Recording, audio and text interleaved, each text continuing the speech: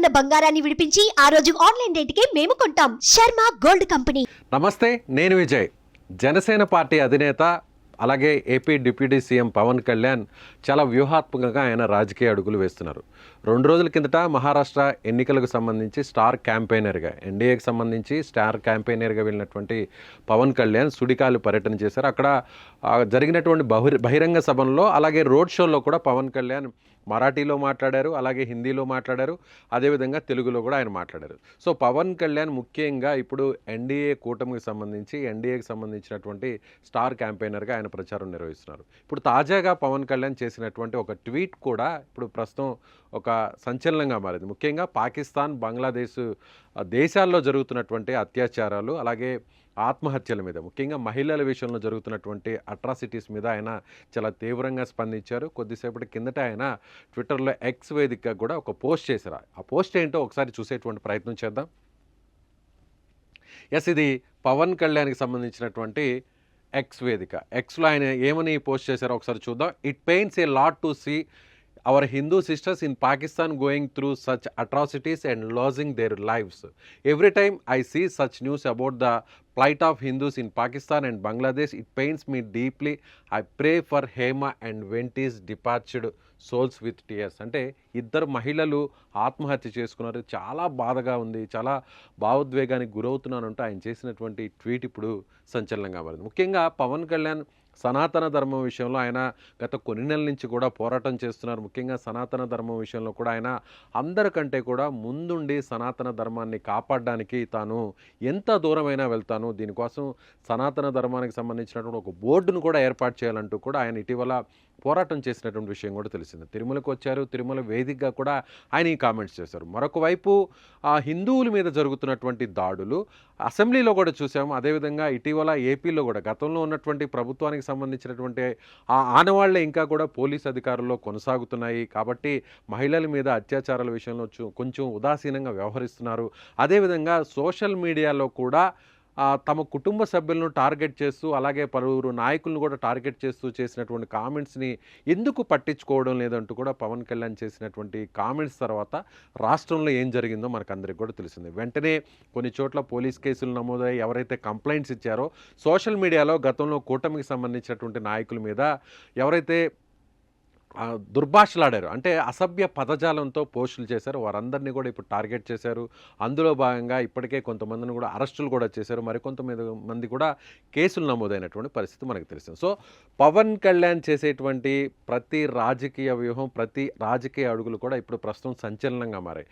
పవన్ కళ్యాణ్ ఇప్పుడైతే హోమ్ మినిస్టర్ని ఆ పదవిని ఉద్దేశించి ఆయన వ్యాఖ్యలు చేశారు, ఆ తర్వాత సోషల్ మీడియాలో అసభ్య పదజాలంతో ఎవరైతే కామెంట్స్ చేస్తున్నారో అలాగే మహిళల పట్ల, యువతుల పట్ల ఎవరైతే అత్యాచారం చేయడం, అదేవిధంగా ఎవరైతే దుర్మార్గంగా వ్యవహరిస్తున్నారో వారి మీద ఎందుకు పోలీసులు ఉదాసీనంగా ఉన్నారు అంటూ ఆయన కామెంట్స్ చేసిన వెంటనే ఆ తర్వాత వెంటనే ముఖ్యమంత్రి చంద్రబాబు నాయుడు గారు కూడా ఆయన కూడా స్పందించారు. మహిళల పట్ల జరుగుతున్నటువంటి ఏదైతే అత్యాచారాల విషయంలో పోలీసులు సీరియస్గా ఉండాలి, కఠినంగా ఉండాలంటూ కూడా ఆయన కూడా కొన్ని ఆదేశాలు కూడా ఇవ్వడం జరిగింది. ఆ తర్వాత హోమ్ మినిస్టర్ కూడా రెస్పాండ్ అయ్యారు, నేరుగా పవన్ కళ్యాణ్ గారిని కలవడం జరిగింది.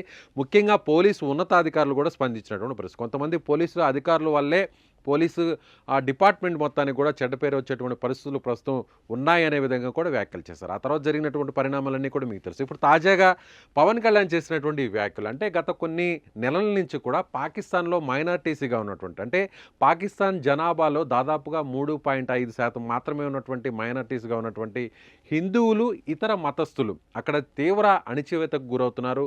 అందులో భాగంగానే 15 రోజుల వ్యవధిలోనే 4 మహిళల యువతులు అక్కడ అత్యాచారానికి గురయ్యారు. ముఖ్యంగా ఆ యువతులు కూడా 18 నుంచి 20 సంవత్సరాల వయసు ఉన్నటువంటి లేడీస్, వీరందరూ కూడా 15 రోజుల్లోనే 4 చోట్ల పాకిస్తాన్లో ఉన్నటువంటి సింధ్ ప్రాంతంలోనూ అలాగే పాకిస్తాన్లో ఉన్నటువంటి హైదరాబాద్ ప్రాంతంలోనే వేరు చోట్ల ఇద్దరు మహిళలు సాయంత్రం సమయంలోనే అపహరణకు గురైనటువంటి పరిస్థితి. సో ఈ విధంగా అదేవిధంగా కొంతమంది మహిళలను కూడా ఎక్కువగా ఒత్తిడి తీసుకొచ్చి మత మార్పిడి చేసే విధంగా కూడా అక్కడ ఉన్నటువంటి వారు ప్రోద్బలంగా ఉన్నారు, వారి వెనక మత మార్పిడి వెనక ఒక సపోర్ట్గా ఉన్నారంటూ కూడా గతంలో జరిగినటువంటి పరిణామాలన్నీ కూడా చూసాం. ఇవన్నీ కూడా ఉదహరిస్తూ పవన్ కళ్యాణ్ చేసినటువంటి కామెంట్స్, అంటే ఇప్పుడు ఆయన సనాతన ధర్మం విషయంలో ఏ విధంగా అయితే ఆయన ముందడుగు వేశారో, ఏ విధంగా అయితే ఆయన తన గళాన్ని విప్పారో, ఇప్పుడు పాకిస్తాన్లో, బంగ్లాదేశ్లో జరుగుతున్నటువంటి అట్రాసిటీస్ మీద, అత్యాచారాల మీద, కిడ్నాప్స్ మీద, అలాగే అక్కడ జరుగుతున్నటువంటి ఆత్మహత్యల మీద కూడా పవన్ కళ్యాణ్ స్పందించారు. సో పవన్ కళ్యాణ్ ఇప్పుడు ఏది చేసినా కూడా అది జాతీయ స్థాయిలో దాని ప్రభావం కనిపించే అవకాశం ఉంది. సో ఇప్పుడు పవన్ కళ్యాణ్ ఒక ఏపీ డిప్యూటీ సీఎం కానే కాకుండా ఎన్డీఏకి సంబంధించినటువంటి, అంటే ఎన్డీఏ కూటమిలో ఆయన ఒక ప్రధానమైనటువంటి కీ రోల్ని ప్లే చేస్తున్నారనే చెప్పాలి. ఇప్పుడు మహారాష్ట్ర ఎన్నికల్లో ఎన్డీఏకి సంబంధించి కూటమి విచ్ఛిన్నం కాకుండా, కూటమికి సంబంధించినటువంటి ప్రత్యర్థులకి ఓటును చీలనివ్వకుండా కూడా ఎన్డీఏకి తిరిగి పట్టం కట్టాలంటూ కూడా పవన్ కళ్యాణ్ అక్కడ డిమాండ్ చేసినటువంటి పరిస్థితి తెలిసింది. ఇప్పుడు తాజాగా ఆయన చేసినటువంటి ట్వీట్ విషయంలో బంగ్లాదేశ్లో ఇప్పటికే అక్కడ రాజకీయ సంక్షోభం కొనసాగుతుంది. గతంలో ఉన్నటువంటి ప్రైమ్ మినిస్టర్ రాజీనామా చేసి ఆశ్రయం కోసం మన ఇండియాకు వచ్చినటువంటి విషయం తెలుసు. తాత్కాలిక ప్రభుత్వం అక్కడ నడుస్తుంది. అక్కడ హిందువుల మీద, హిందువుల మహిళల మీద, హిందువుల దేవాలయాల మీద దాడులు జరుగుతున్నటువంటి విషయం తెలిసింది. సో ఇప్పుడు పాకిస్తాన్లోను, బంగ్లాదేశ్లోను హిందువుల్ని టార్గెట్ చేస్తూ అక్కడ ప్రభుత్వాలు, అక్కడ ఉన్నటువంటి అధికారులు కూడా ఉదాసీనంగా వ్యవహరిస్తున్నారు. అందుకే ఈ స్థాయిలో మహిళలు చనిపోయారు, ఈ స్థాయిలో మహిళలు ఆత్మహత్య చేసుకోవడం నిజంగా బాధ కలిగిస్తుంది. కాబట్టి వారి ఆత్మకు శాంతి కలగాలనే విధంగా కూడా పవన్ కళ్యాణ్ చేసినటువంటి ట్వీట్ ఇప్పుడు సంచలనంగా మారింది. సో దీని మీద సెంట్రల్ గవర్నమెంట్ ఎలా రెస్పాండ్ అవుతుందో చూడాలి. పాకిస్తాన్ మీద, బంగ్లాదేశ్ మీద ఎలాంటి ఒత్తిడి కూడా తీసుకొస్తుందనేది కూడా మనం చూడాల్సినటువంటి పరిస్థితి. సో పవన్ కళ్యాణ్ వేసేటువంటి ప్రతి అడుగు, పవన్ కళ్యాణ్ చేసేటువంటి ప్రతి కామెంట్ కూడా ఇప్పుడు ఒక సంచలనంగా మారింది. చాలా వ్యూహాత్మకంగా పవన్ కళ్యాణ్ ముందడుగు వేస్తున్నారని మనం చెప్పవచ్చు. సో ఈ వీడియో మీద మీ కామెంట్ని తెలియజేయండి. Thank you so much.